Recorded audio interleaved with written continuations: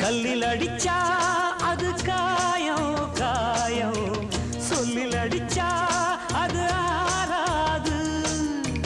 பஞ்சு வெடிச்சா அது நூலா போகும், நெஞ்சு வெடிச்சா அது தாங்காது.